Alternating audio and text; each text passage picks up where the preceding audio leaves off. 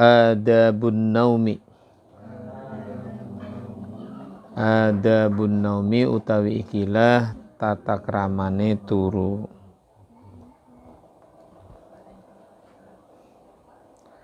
Fa in aradta, maka lamun karep sira an-nauma ing turu, fabsut, maka beberna sira, bebera sira, beber firosyaka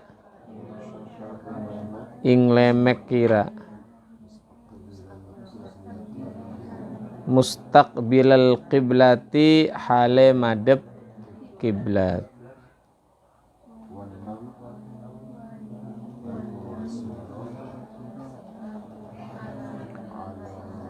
Wanam lan turu asira ala yaminika ing atase sisi tengen sira, lambung tengen. Kama kaya oleh yudja'u dituruaken miring opo al mayyitu mayit fi lahdihi ing dalem luange mayit. Wa alam lan weruh sira annan nauma ing stune turu iku mithlul mauti upamane mati. Wal yaqdhata lan stune tangi turu kodingin al yaqdhah iku maknane tangi, karena ditambah alif lam ma'rifah jadi kalimat tangi ku jelas, tangi turu ya. Jadi karena ada alif lam ma'rifah. Wal yaqdhata lan stune tangi turu upamane tangi kubur. Wala allalan menawa Allahu ta'ala iku yaqbidu nyabut sapa Allah ruhaka ing ruhe sira fi lailatika ing dalem wengi sira, fakun mangka ana sira iku musta'iddan sedia siap-siap liliqaihi krono arah tetemu ing Allah bi antanama kelawan yento turu sira ala toharoti ing atase suci watakunalan ana apa lan watakunalan ana apa sira apa wasiyatuka wasiat sira maktubat iku maktubatan den tulis tahta ra'sika ing dalam ngisore sira-sira watana malan turu sira taiban hale taubat minadz-dzunubi saking pira-pira dosa mustaghfiron hale nyuwun sepura aziman tur nejo ala balik sira ila maksiatin maring maksiat wa'zim lan najasira alal khairi ing atase kebagusan li jami'il muslimina maring sakabehane pira-pira wong Islam kabeh. In ba'atsaka lamun nangyaken ing sira sapa Allah Gusti Allah taala wa tadzakkar lan ilinga sira annaka ing stune sira iku satud ja'u bakal den iringaken fil lahdi ing dalem luang landak fil lahdi ing dalem ya ing liang landak istilahnya lahad ku liang landak luang landak liang landak. Kadzalika kaya mengkono-mengkono turu wahidan hale ijen faridan tur dewe laisa kang ora ono maka sertane sira illa angin amalaka amal sira wala tujzalan ora den wales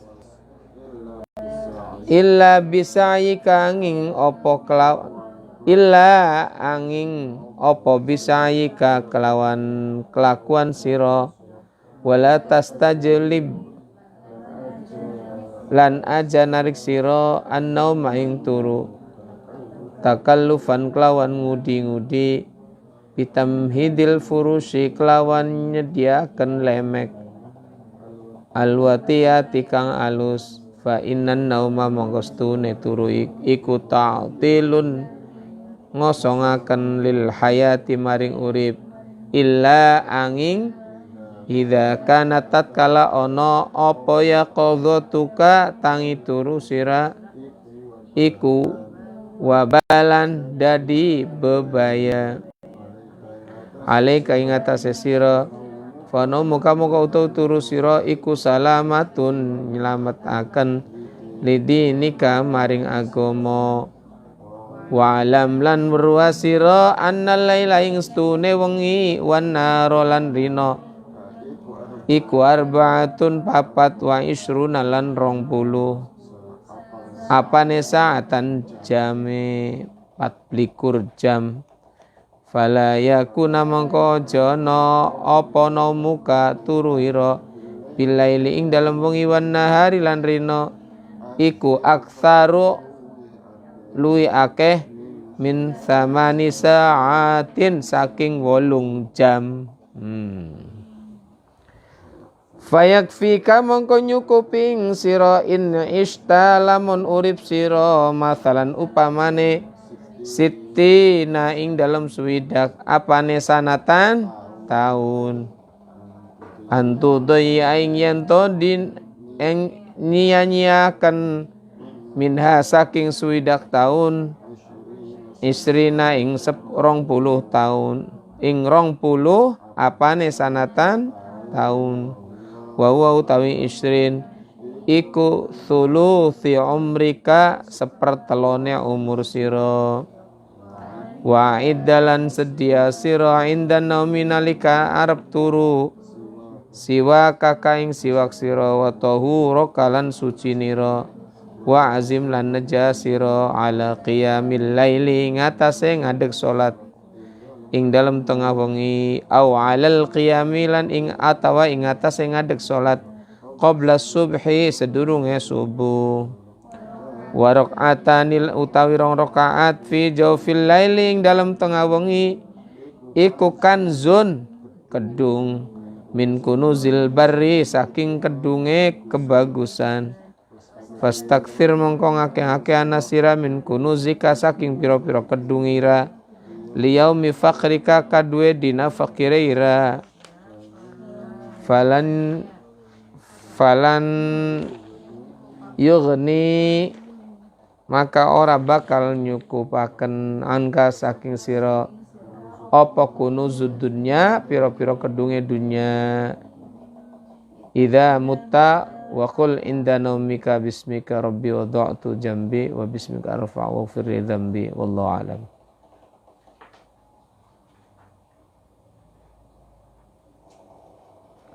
Oh, donga iki. Dawa. Okay.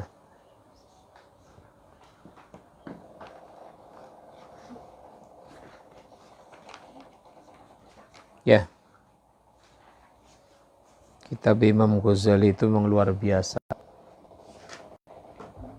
Skala hal itu adabnya diatur oleh beliau. Memang karena penguasaan beliau terhadap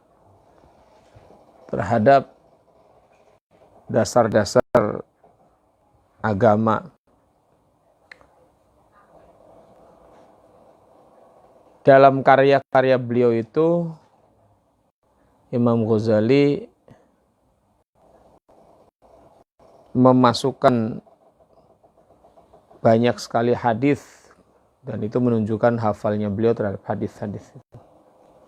Dan menurut satu riwayat beliau hafal tidak kurang dari 1 juta hadis. Semisal dengan Imam Ahmad bin Hambal, beliau juga hafal tidak kurang dari 1 juta hadis. Di Indonesia pernah ada musnid dari kota Malang itu, Al-Habib bil Faqih itu, beliau Abdullah bil Faqih ya. Itu hafal juga, beliau musnid hafal tidak kurang dari 1 juta hadis. Kalau Hadratus Syekh Hasyim Asy'ari masyhur hafal 6 kitab hadis besar, Kutubus Sittah hafal. Sahih Bukhari, Sahih Muslim, terus Sunan Abu Dawud, Sunan Tirmidzi, ya, Sunan Ibnu Majah, terus satunya An-Nasai.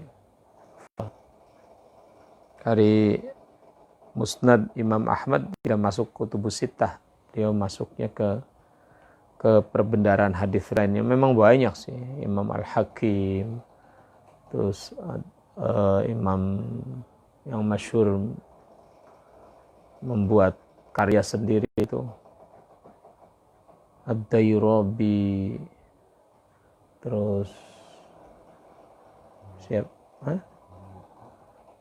Al-Muwatta itu awal. Al-Muwatta itu kitab hadis pertama yang masyhur, itu Al-Muwatta. Al-Muwatta karya Imam Malik tidak kurang dari 12.000 hadis di dalamnya. Imam Malik itu gurunya Imam Syafi'i. Sedangkan Imam Bukhari itu hidup sekian ratus setelah Imam Syafi'i. Sekian ratus tahun. Jadi kalau ada orang yang bertanya, ikut Imam Bukhari apa ikut Imam Syafi'i, itu pertanyaan bodoh. Sangat bodoh. Karena ternyata Imam Bukhari sendiri walaupun ahli hadis, beliau bermadhab, menggunakan madhabnya Imam Syafi'i. Dan karena kebodohan itu tidak tahu bahwa dibanding-bandingkan sementara zamannya beda. Ya, zamannya beda. Kemudian Imam Muslim termasuk bagian dari murid dan salah satu generasi setelah Imam Bukhari. An-Nasai, Ibnu Majah. Dari sekian imam hadis yang masyhur itu ada beberapa yang bermadhab Imam Syafi'i. Ya. Jadi kalau orang yang hanya hafal hadis Imam Bukhari, sementara mengatakan mari kita kembali ke Quran dan hadis, nggak usah ikut madhab, itu adalah pendapat yang TOL. Karena pengarang kitab Al-Bukhari sendiri itu seorang pengikut madhab.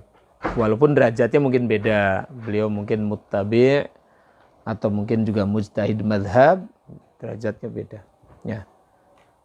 Nah, kalau kita kan nyaris taklid, walaupun tidak buta.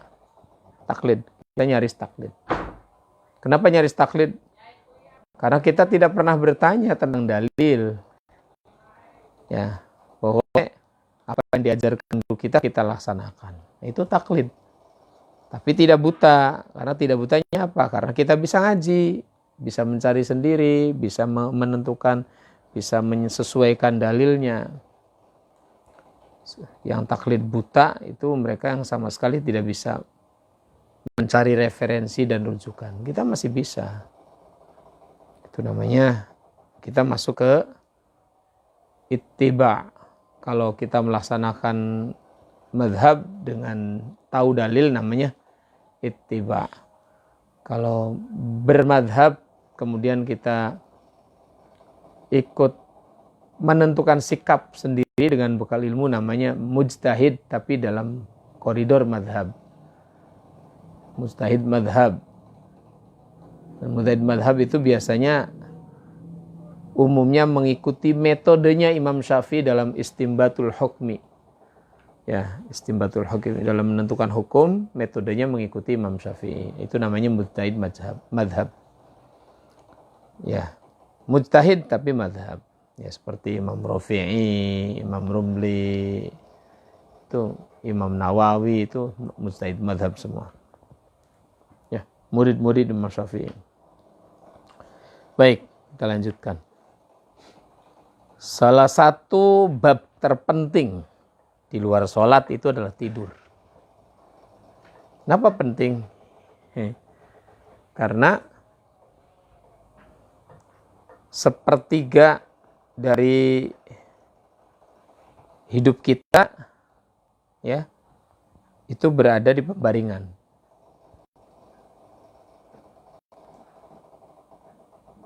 Sepertiga dari hidup kita ada di pembaringan.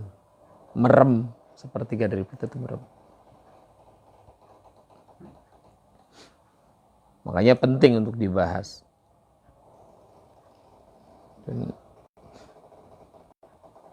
di sini itu Imam Ghazali membuat kaifiyah bagaimana kita mempersiapkan tidur. Tapi sebagian besar di antara kita tidur tidak dipersiapkan dengan baik. Umumnya ya beraktivitas kemudian tertidur. Nonton TV tertidur. Baca buku tertidur. WA-an tertidur. Ya. Nah, ini beliau mengharapkan kita mempersiapkan tidur kita dengan baik. Kenapa harus dipersiapkan? Ya, karena itu tadi alasan yang paling utama barangkali kita di tengah-tengah tidur, ruh kita dicabut oleh Allah. Nah ini alasan yang paling mendasar itu. Sehingga kita mempersiapkan diri luar biasa. Kalau kita praktikkan ini luar biasa, tapi sebagian besar merasa kesulitan, terutama bab wasiat. Mari kita coba lihat.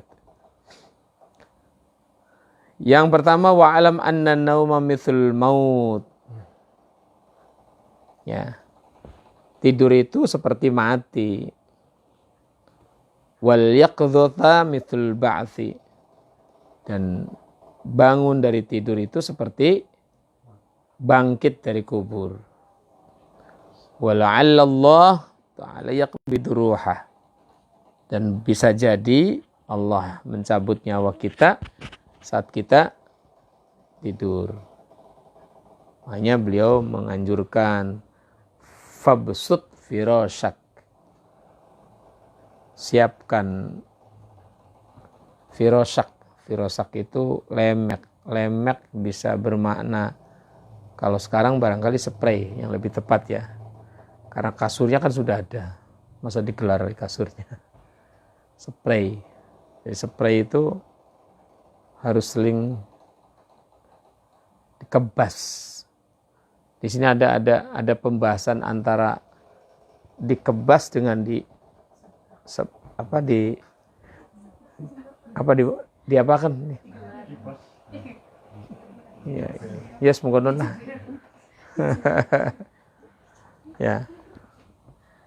Ada nih menurut teori kedokteran tuh ada banyak sekali partikel-partikel sel-sel tubuh kita yang mati yang jatuh di atas tempat tidur kita. Sel-sel mati yang kita tidak bisa melihatnya ambrol di tempat tidur, dan itu katanya menurut teori kesehatan itu berbahaya kalau terusan ada di situ. Jadi dengan apa? Dengan seblak. Dengan seblak. Ya, tidur itu dengan seblak. Ada teori demikian. Jadi makanya disuruh dikebas akan gitu tuh supaya sel-sel kecil atau partikel-partikel kecil yang rontokan dari tubuh kita itu benar-benar hilang. Gitu. Mustaqbilal qiblati hale menghadap kiblat. Posisi berarti tidur yang paling baik dan paling benar adalah ya utara selatan. Nah, ini kesalahan-kesalahan kita, kadang tidak mempersiapkan denah tempat tidur untuk sesuai dengan anjuran Rasul tidur itu. Kayak saya aja kan tempat tidur rata-rata mujurnya timur barat. Karena kondisi kamarnya begini. Mestinya di setting. Jadi nanti untuk generasi yang akan datang sih membuat setting yang kira-kira kamar itu benar-benar mencerminkan tempat tidur yang diperintahkan Nabi. Saya dulu pernah punya angan-angan begitu, tapi kondisi kontur tanah larinya ke sini. Kalau pengen buat kamar yang kira-kira nanti jatuhnya menghadap ke kiblat itu, kamar harus posisinya berjejer ke arah barat. Pintu ada di utara atau selatan. Ya, pintu ada di utara atau selatan. Bukan di sebelah barat atau timur. Biasanya begitu. Kalau pintu sebelah timur, sementara kamarnya dekat dengan jendela, kalau posisi kamar tidur di bawah jendela juga tidak mungkin. Barangkali ada tangan masuk saat tidur.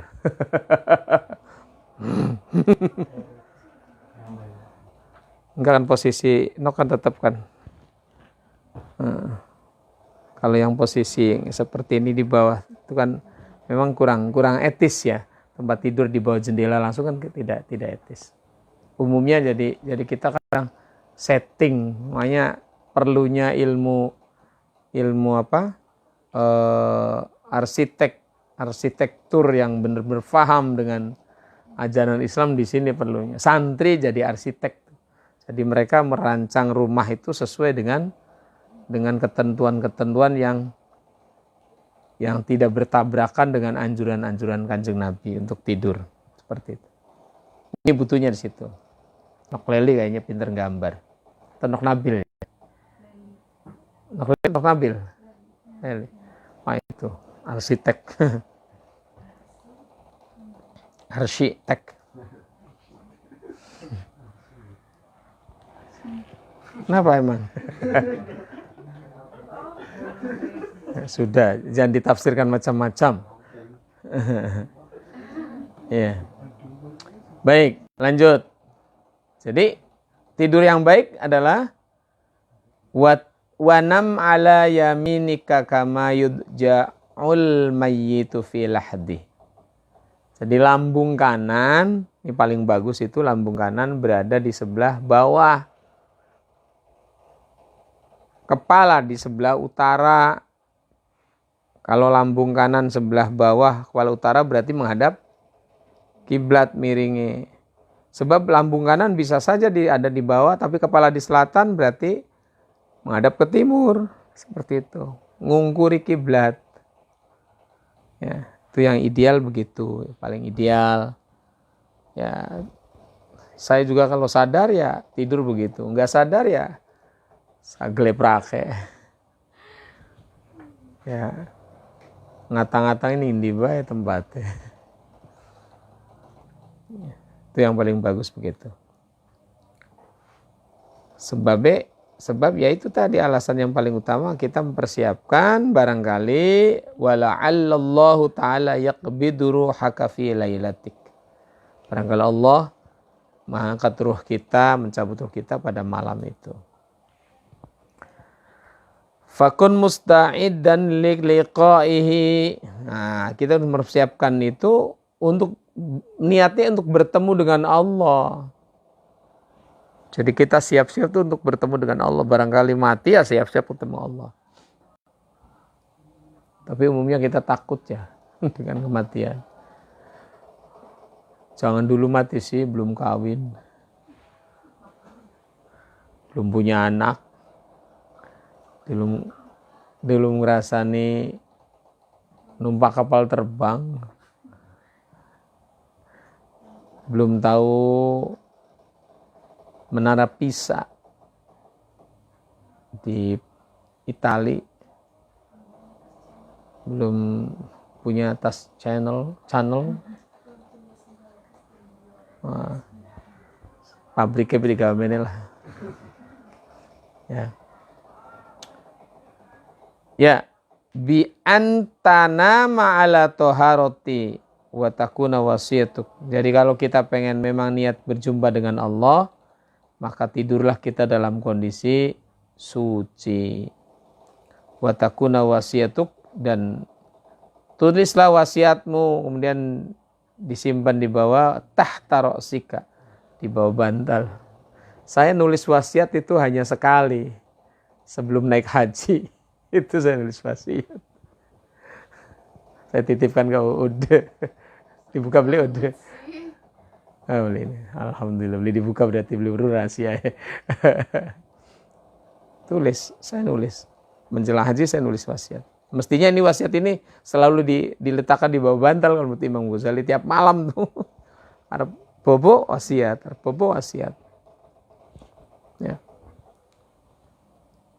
Ya. Kemudian watanamu taiban. Nah, ini yang penting sebenarnya. Tidurlah kalian dalam kondisi sudah taubat minadzunubi, dari dosa, mustaghfiron, dan sudah memohon ampun. Nah, aziman ala alla ta'uda ila ma'syatin, ini jelas bagian dari taubat. Bab taubat itu kan yang namanya taubatan nasuha itu syaratnya minimal 3. Apa saja? 1, berhenti melakukan maksiat. Yang kedua, menyesal telah bermaksiat. Yang ketiga, apa? Janji tidak akan mengulangi lagi. Itu. Nah, kalau dosanya itu berhubungan dengan hak adami, yang keempat, kembalikan hak-hak tersebut. Jadi saya membayangkan orang-orang korupsi itu, koruptor, yang mencuri uang negara milik 270-an juta masyarakat Indonesia, halal terhadap 270 juta orang. Jadi sebenarnya kejahatan yang paling kriminal dan kriminal yang paling susah dimaafkan ya korupsi itu. Korupsi. Ya itu. Dalam berbagai tingkatan. Korupsinya kepala desa ya tetap dia harus minta maaf pada 3.000 sekian ratus warga desa, minta maaf ke atasan, tapi tidak bisa lepas ya. Kalau udah korupsi itu ada apalagi di Indonesia, tidak bisa lepas dengan masyarakat Indonesia. Kita ambil contoh aja. Kubu kita misalnya, misal korupsi. Mudah-mudahan kubu mendengar. Nanti diberitahu suruh nyetel YouTube, biar tahu. Misalnya korupsi. Gak usah besar-besar, 100 juta saja. Usah besar ya? Untuk desa besar. 100 juta. Yang dikorupsi itu adalah uang ADD. Anggaran dana desa. ADD itu dana yang dikirim dari APBN melalui dana alokasi umum kabupaten kota. APBN salah satu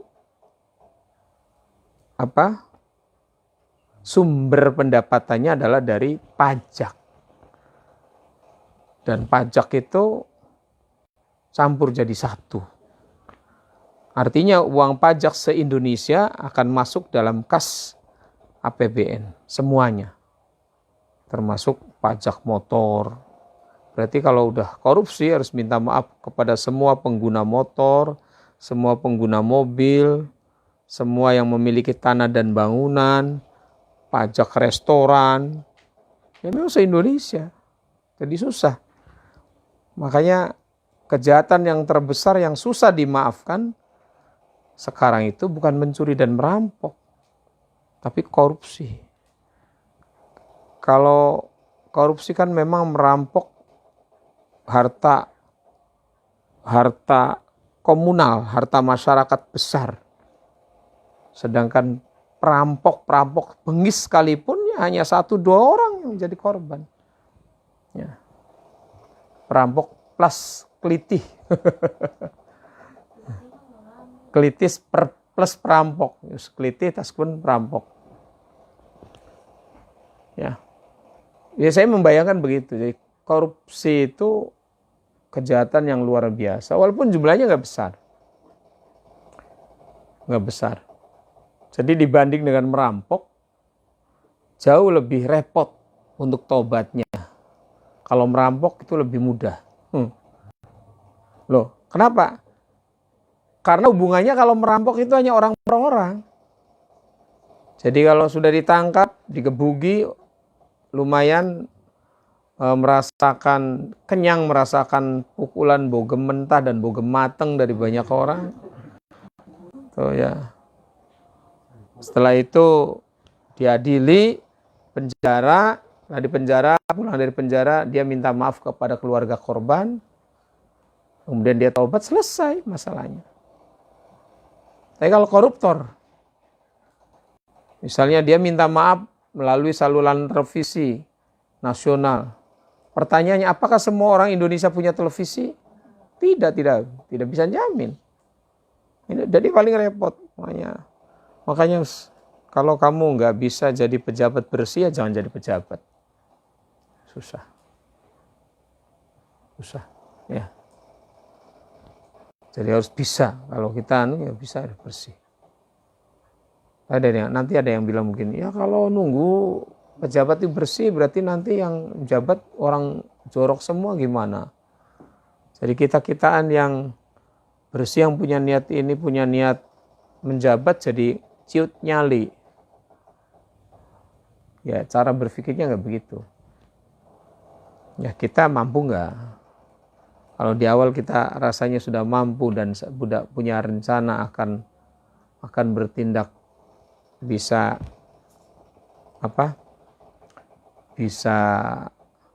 bermain peran untuk memerangi kejahatan komunal, kejahatan bersama, masuklah. Jadi anggap saja kalau terjadi peristiwa korupsi itu adalah kecelakaan.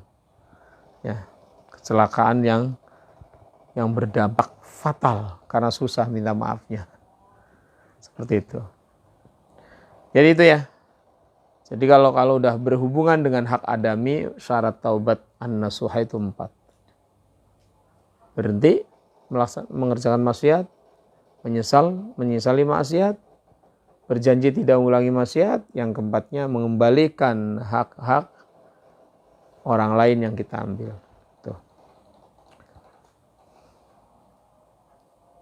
Wa azim 'alal khairi li jami'il muslimin, dan niati akan selalu berbuat baik untuk semua orang Islam.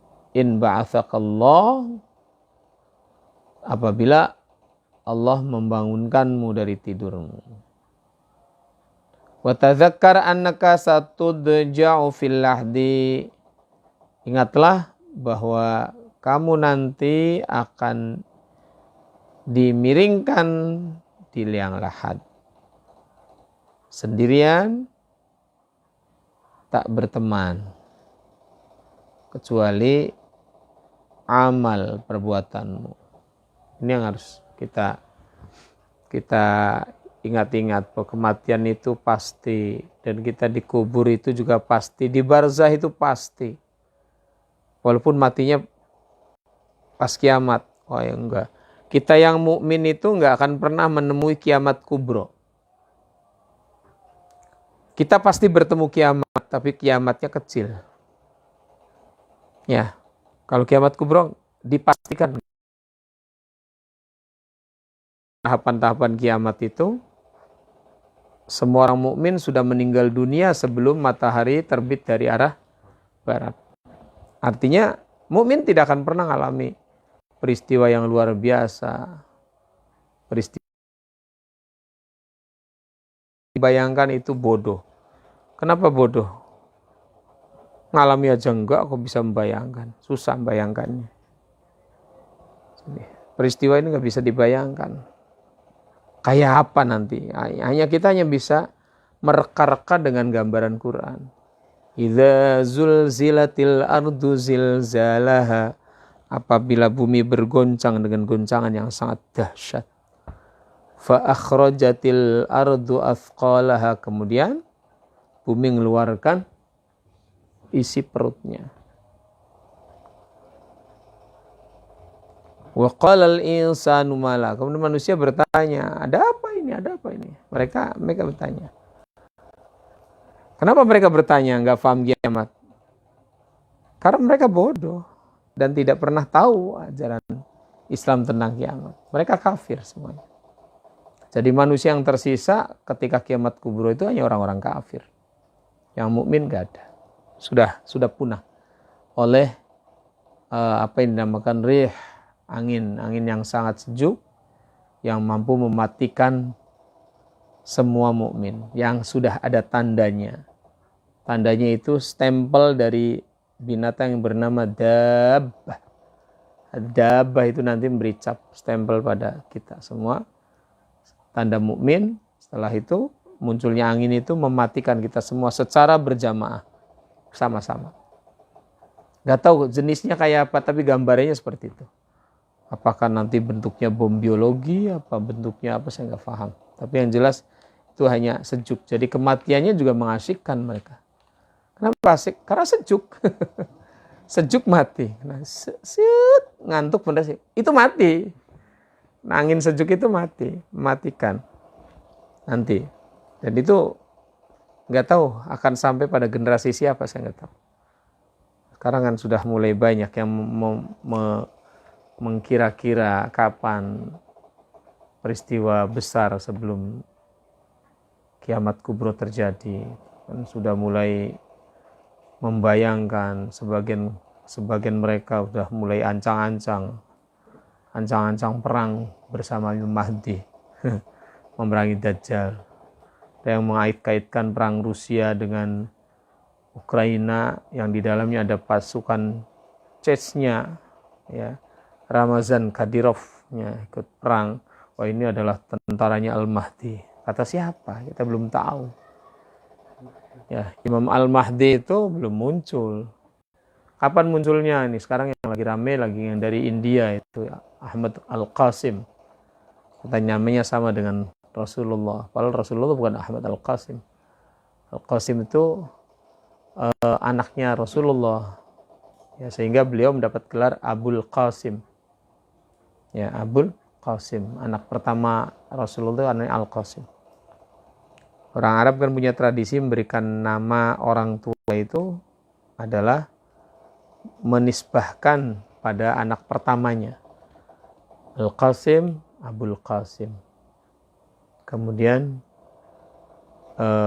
kalau anak biasanya pakainya ibnu ke bapaknya. Abdullah bin Umar sebutan Ibnu Umar, Abdullah bin Abbas Ibnu Abbas, Abdullah bin Mas'ud Ibnu Mas'ud. Jadi Ibnu yang tiga ini semuanya namanya Abdullah. Abdullah. Satunya lagi Ibnu Ruwaihah, Abdullah bin Ruwaihah. Masyhur semua. Empat Abdullah itu luar biasa. Makanya ketika Gus Dur dulu waktu zaman jadi presiden itu beliau punya 3 Abdullah yang luar biasa. Abdullah bin Abbas dari Buntut Pesantren, Ki Abdullah bin Salam dari Kajen Pati, satunya lagi Abdullah Faqih dari Langitan. 3 paku bumi Pulau Jawa. Sudah almarhum semua. Ya. Lanjut. Jadi kita tidur itu sebenarnya kalau filosofi tidur adalah aslinya persiapan menghadapi Allah. Filosofinya. Tapi karena kita sering tidak paham dengan filosofinya, akhirnya tidur itu ya peristiwa biasa, hanya untuk menghilangkan rasa lelah, terlentang, tidur, beres, setelah itu bangun, selesai. Hanya itu. Hanya tidak bernilai ibadah. Nah, di sini bedanya kita dengan orang alim di sini.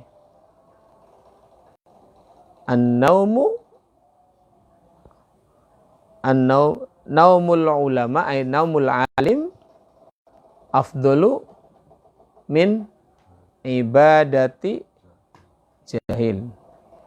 Tidurnya orang alim itu lebih utama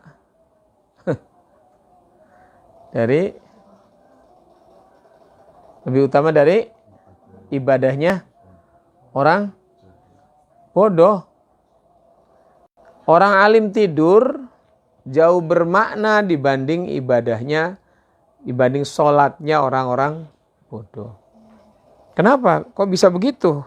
Tidur dengan sholat lebih utama dari, ya tidurnya orang alim itu lebih utama dari sholat. Sholatnya orang bodoh. Karena tidurnya orang alim tertata tadi.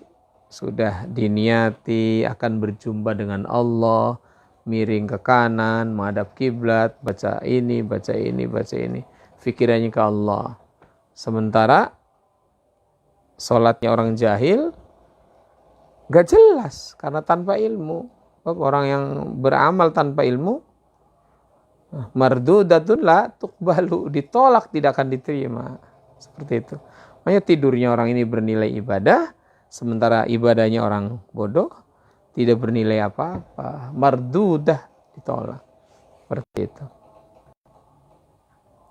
Ini boleh dikorek. Kita korek satu-satu. Ketika orang alim sedang mau tidur, berwudu dulu, ibadah bukan? Ibadah. Tidur miring, mengikuti sunnah Rasul, ibadah bukan? Ibadah. Baca doa, bismikallahumma ahya bismika amut, tidak, ibadah bukan? Apalagi baca kulhu 3 kali, sama seperti khataman Quran. Istighfar untuk orang mukmin sama seperti mendoakan orang sedunia. Kemudian membaca beberapa surat sama seperti berhaji, membaca ini sama seperti. Jadi mau tidur itu pahalanya udah luar biasa. Sementara orang bodoh wudunya sebelah, pakai air dicirikin, ininya bajunya enggak ini seperti wudunya yang viral orang-orang mau demo. Ininya ada kaos kakinya tetap di kayak mengusap muza. Saya menyaksikan sendiri bagaimana wudu orang-orang begini. Waktu di bar, ya Allah, ajaran apa ini kok wudu pakai diusap pakai ini? Kalau muza itu kan ada syarat-syaratnya. Pakai sepatu bootnya tentara, waktu memakai kakinya suci, itu sudah dipersiapkan untuk mengusap muzah. Jadi wa arjulakum ilal ka'bain itu dimaknai mengusap. Sebab orang-orang ini yang memaknai mengusap itu orang-orang Syiah. Orang Syiah itu wamsahu biru'usikum wa arjulakum ilal ka'bain. Jadi ini diusap, ini juga diusap. Tapi dalam madhab yang 4, mengusap muzah itu hanya untuk peristiwa tertentu, bukan untuk semuanya. Seperti itu ya. Ya. Paham ya? Nah itu bedanya makanya. Nah yang penting lagi yang harus kita pahami adalah fa innan nauma ta'dilun lil haya. Tidur itu mengosongkan sebagian dari kehidupan kita. Makanya Imam Ghazali wanti-wanti. Sehari semalam itu 24 jam. Fala yakunu naumuka billaili wan nahari aktsara min samani sa'atin.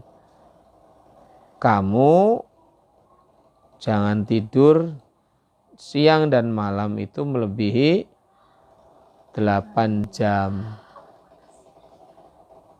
Loh, Imam Ghazali yang ngomong, bukan ayah. Ayah sih nggak ngomong, hanya membacakan. Ini yang Diulang-ulang bacanya. Fala yakunu naumuka billaili wan nahari aktsara min 8 sa'atin. Fayakfika in ista mathalan sittina sana an tudayyi'a minha 20 sana. Jadi kalau kamu umurmu 60 tahun, maka tidurmu tidak boleh lebih dari 20 tahun. Karena itu sepertiganya. Ya mulai dirubah dong.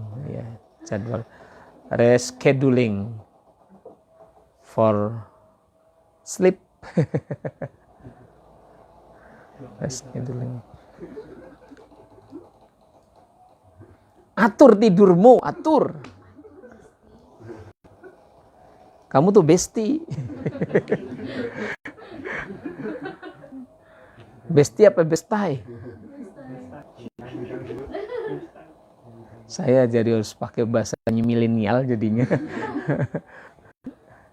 Apa nok? Besti apa nok? Hah? Rencang kalau bestai? Ya begitulah anaknya. Ya. Wa idda indan naumi. Nah ini yang jarang sekali saya lakukan.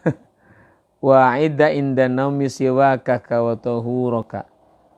Sediakanlah ketika mau tidur siwak wa tahuraka, dan sucikan kamu, wa'zim, dan sengajakan niati tidur itu untuk ala qiyamil lail au alal qiyami qabla subhi wa rak'atani fi jawfil lail kanzun min kunuzil barri fastakthir min kunuzika liyaumi faqrika. Persiapkan tidurmu itu dengan niat mau qiyamul lail. Turu disit lah. Kok jam loro anak Liga Itali Serie A. Ini. Boleh nggak? Boleh. Tapi niatnya jangan begitu. Nanti malam saya mau bangun jam 2 tahajud. Setelah itu nonton bola. Nah itu. Nggak apa-apa. Jadi nonton bolanya setelah tahajud. Atau dirubah kalimatnya. Saya nanti mau tahajud, tetapi setelah nonton bola. Boleh nggak? Boleh. Utamakan tahajudnya, kalimat awalnya. Ya, jangan saya nanti malam mau nonton bola, setelah itu baru tahajud. Kalau sempet. Nah, itu yang nggak enak. Saya mau tahajud kalau Manchester United menang. Kalau MU kalah, saya akan ngebleng tidur sampai pagi. Wah, itu kemplud. Bin kemplu. Ya. Niati untuk qiyamul lail. Ya walau rakaataini, walaupun hanya 2 rakaat. Sebab itu tandanya kita ada. Bedanya mukmin dengan munafik itu di sini. Di qiyamul lail. Mukmin dan munafik ada bedanya di salat malam. Kemudian kedua di salat subuh.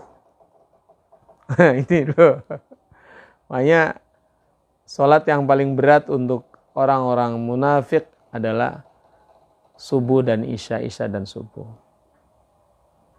Ini koreksi buat kita. Artinya kalau kita berat sekali melaksanakan sholat isya dan subuh, harus kita koreksi apakah ada benih-benih nifak dalam diri kita. Kok bisa? Ya memang itu aturannya. Munafik itu kan ada 2. Ada munafik dalam arti akidah. Kalau munafik dalam arti akidah kan hatinya kafir, mulutnya Islam. Karena takut. Ini munafik dalam arti akidah. Ini pasti fawailul lil munafikin. Tapi yang kedua munafik dalam arti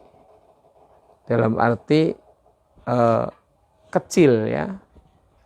Yang punya tanda-tanda sebagian itu adalah idza ahdatsa kadzaba. Apabila berkata dusta.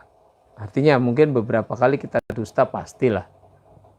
Orang hidup seperti kita kan gak mungkin gak dusta. Pasti pernah dustanya. Wa idza wa'ada akhlafa, apabila berjanji ingkar. Nanti nok ketemu di pinggir rel ya jam 2 teng. Jam 2 teng. Ternyata kita berangkatnya jam 2 dari rumah, sampainya setengah 3. Itu akhlafa itu termasuknya. Padahal sudah dibela-belain demi ayang tuh ya. Akhlafa. Wa ya'tu mina khana. Apabila dipercaya khianat. Dan ini biasanya wilayahnya anggota dewan. Anggota DPR dan para pejabat dan penjahat. Ini yang wa idza tumina khana umumnya ya ancaman buat, maaf Pak anggota dewan, saya bukan menuduh Anda. Tapi ini adalah ancaman buat Anda yang menyia-nyiakan kepercayaan rakyat. Itu. Kenapa niat untuk sholat malam? Ya karena tadi. Rok'atani fi jawfil lail kanzun min kunuzil bar. 2 rakaat di tengah malam itu adalah perbendaraan dari perbendaraan kebaikan. Aduh, terlalu banyak fadilah dan keutamaan sholat malam, terlalu banyak sekali. Salah satunya itu ini yang penting buat para pemerhati wajah. Pemerhati wajah. Setiap kita sholat malam 2 rakaat di malam hari, Allah memperbaharui penampakan wajah kita. Memperbarui. Menyempurnakan terus. Tampilan wajah kita itu selalu diperbaiki oleh Allah setiap kita melaksanakan qiyamul lail. Tuh. Makanya termasuk salah satu bahasan dari ayat